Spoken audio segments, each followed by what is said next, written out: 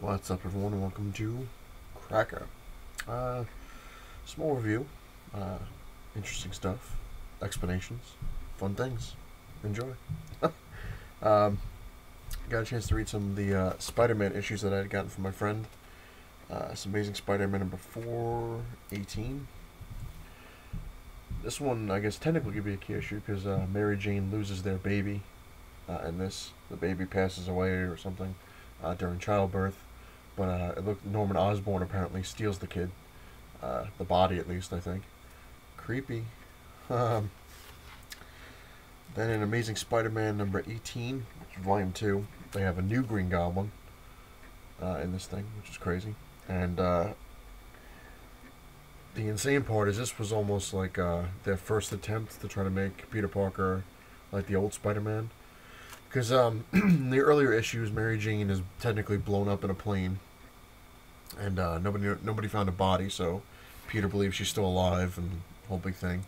And they made him poor again, and he's homeless. He lost his apartment, has no money, and Daily Bugle won't buy any of his photos. So they really like overkilling it with his luck.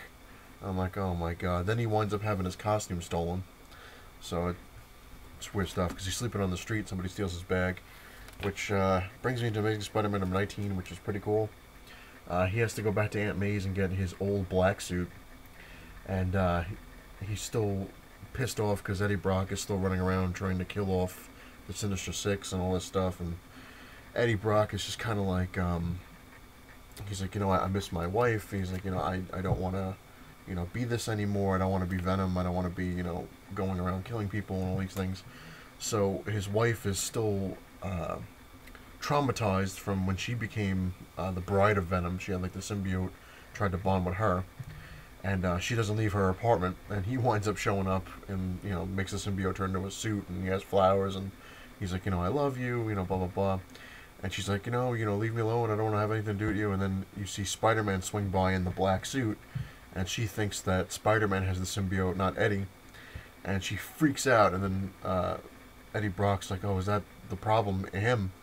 And he turns into Venom and jumps out the window, breaks the thing and goes after Spider-Man. And of course they start fighting and all this crap. And then he's like, I just want you to leave me alone. I just want to get back with my wife. And then Spider-Man's kind of like, what? You want to get back with your wife?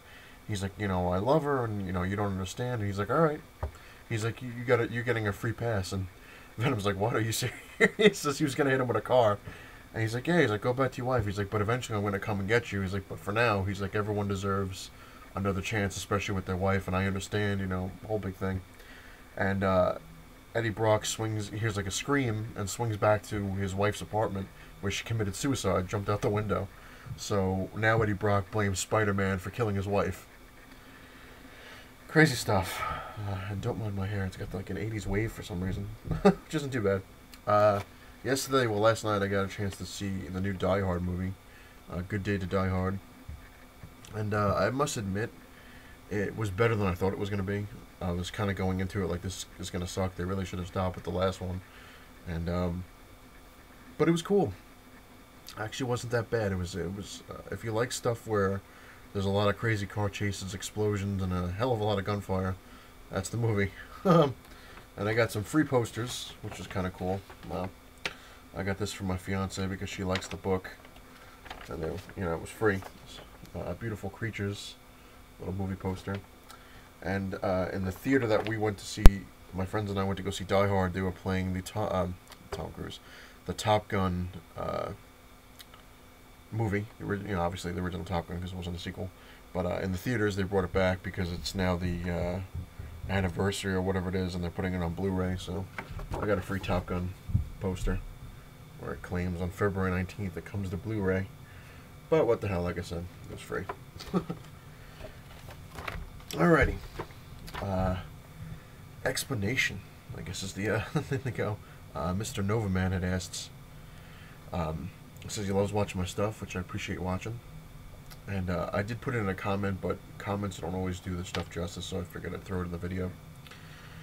I asked, what's the difference between cracka crumbs and cracka? It's basically the same thing. Yeah, technically it is. Originally, like I mentioned in the comment, what I was going to do with cracka, it was going to be um, episodes dedicated to certain things. Like, one episode would be strictly all about X-Men, or all about a single character like Nightcrawler or Wolverine or something like that. And I was going to throw, sketch comedy stuff in there, and like a whole kind of variety kind of thing to it. Um, but getting my friends and family and stuff like that in the show is difficult because of scheduling. Everyone's schedule's different, so it's understandable. And usually when I'm available, they're not. When they're available, I'm not. So it just it got rough. And when I was making crack episodes, like I said, it was strictly episodes based on certain things. Like I would do, like my comic run, like I would show you all my Wolverines on one episode. Then I was like, you know what, I'm not really doing any uh, updates on things like, what happened during the day, like, like a vlog, I guess.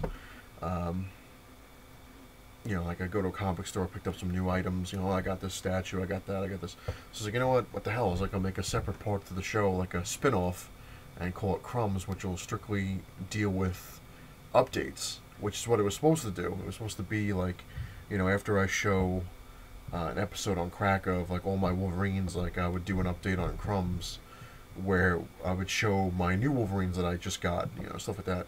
But it didn't work out that way because I was getting, crazy. I was getting all different shipments, and I'm like, it's an update. Here's my, my haul today, and this week's haul, and I got this today, and I got that. So Crumbs kind of took over Cracker in a way. Like it was just kind of, updates all the time, and I wasn't doing any like episodes of anything. Like I show my man cave or my Batman collection or my Batmobile, stuff like that. And I was like, you know what? It's kind of stupid to have two separate things, which are basically they're just mirroring each other. This is an update. Then I would crack out and be like, oh, this is my update of this, so I'm not doing that. So I just combined it again back to its original show, Cracka. So everything that Crumbs had is in Cracka, and everything that Cracka had is in Crumbs. But now it's just one show, and just call it Cracka and get rid of the Crumbs. Dusted off the Crumbs.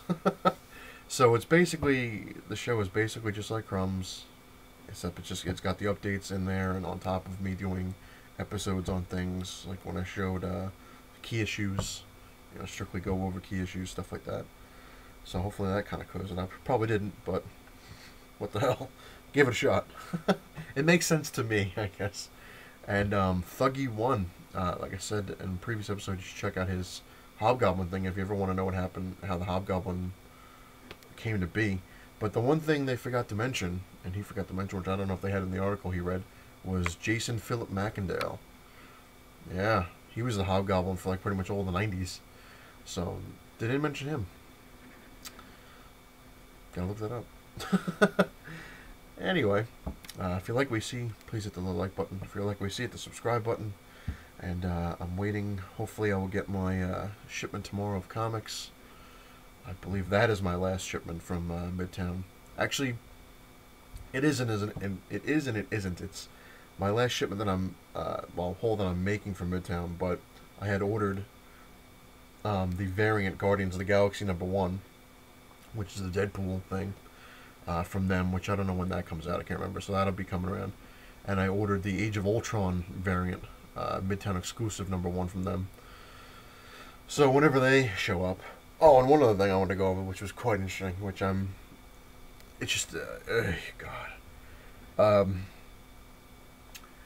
I've said it in previous episodes, like I was always kind of against variants, because I'm like, it's just too many of them. They have a variant for every single issue that comes out, when I used to say, like, they should have variants, like, if for a #1 issue, have a couple variants, okay, fine. A 50th issue, okay, 100th issue, blah, blah, blah. An annual, certain things. And then they started getting like really out of hand. Like they would literally have like 5 or 6 variants for each comic, and it's like, okay, this is a little ridiculous.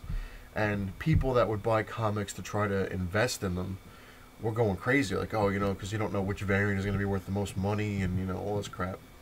And I started getting into some of the variants because I'm like, they're actually pretty cool looking covers, and I was getting in the variant craze. I'm like, oh, I gotta get this variant, I gotta get that variant.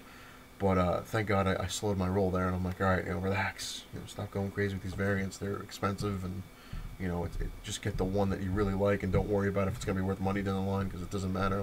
I'm not really going into it for making money off comics. I'm going to it because I like to collect them.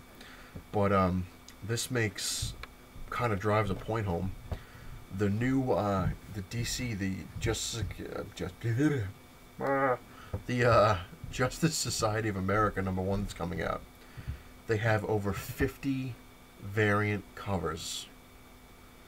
Jesus. Which I ordered it and I was like, I'm looking at it and they had the USA flag.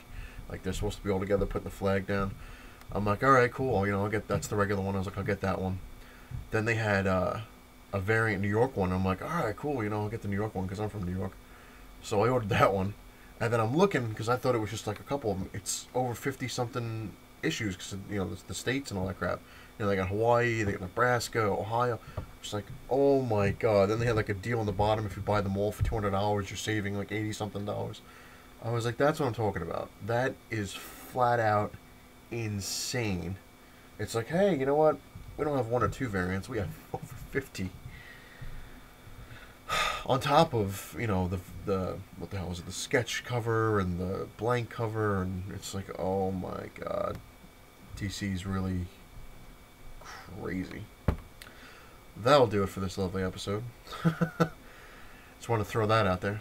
And it's not the size of your man cave that matters, or how many variants you have in there. Actually, yeah, it probably does matter how many variants you have in there. Anyway, later.